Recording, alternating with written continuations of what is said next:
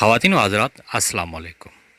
کھیتر T V channel کو subscribe کیجیے، like کیجیے، کمنٹ کیجیے، بیل آئیکن کو ضرور دبا لیجیے تاکہ ہمارے نئی اپلوڈ ہونے والی ویڈیو بر وقت آپ تک پہنچ سکیں۔ شکریہ۔ احمد ایک چھوٹے سے گاؤں میں رہتا تھا جو ایک سرسبز اور شاداب وادی میں واقع تھا۔ اس کے گاؤں کے لوگ سادہ اور مہمان نواز تھے، مگر احمد ہمیشہ بڑے خواب دیکھتا تھا۔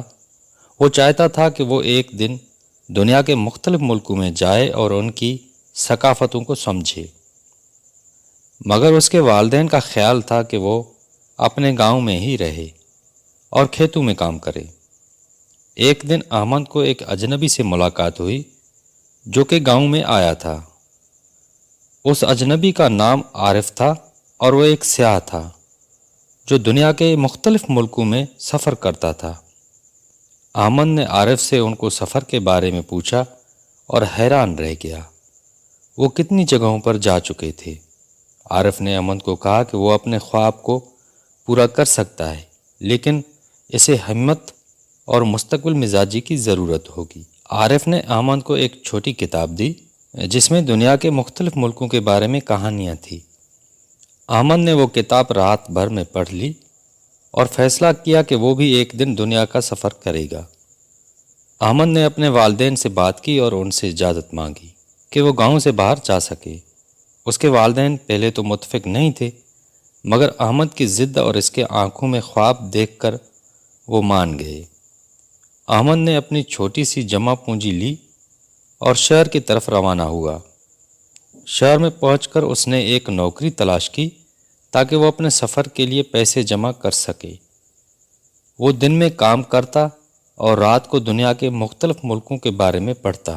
کئی مہینوں کی محنت کے بعد احمد نے کافی پیسے جمع کر لیے اور اپنی پہلی ٹرپ کے لیے تیار ہو گیا۔ وہ سب سے پہلے یورپ گیا، پھر ایشیا، پھر افریقہ، اور ملک میں وہ نئے لوگوں سے ملتا اور ان کی کہانیاں سنتا۔ اس نے مختلف کھانے کھائے، مختلف زبانیں سیکھی اور مختلف تہذیبوں کو سمجھا۔ احمد نے اپنے تجربات کو ایک کتاب میں لکھا اور واپس اپنے گاؤں میں آیا۔ وہ ایک مختلف شخص بن چکا تھا جو کہ مختلف ثقافتوں کا ماہر تھا، جس کے پاس کہانیاں تھیں جو گاؤں کے لوگوں کو حیران کر دیتی تھیں۔ احمد نے گاؤں میں ایک چھوٹا سا تعلیمی مرکز کھولا جہاں وہ بچوں کو مختلف ملکوں کے بارے میں سکھاتا اور انہیں اپنے خواب دیکھنے کی ترغیب دیتا۔ اس کا گاؤں اب ایک زندہ جگہ بن گیا تھا جہاں بچے بڑے خواب دیکھتے تھے اور دنیا کو سمجھنے کی کوشش کرتے تھے۔ احمد نے اپنے خواب کو پورا کیا اور اپنے گاؤں کے بچوں کے خوابوں کو بھی حقیقت میں بدلنے کی راہ ہموار کی۔ وہ جانتا تھا کہ خواب دیکھنا ضروری ہے، مگر انہیں پورا کرنے کے لیے محنت اور ہمت کی ضرورت ہوتی ہے، اور یہی سبق وہ اپنی کتاب اور اپنے گاؤں کے لوگوں کو دیتا تھا۔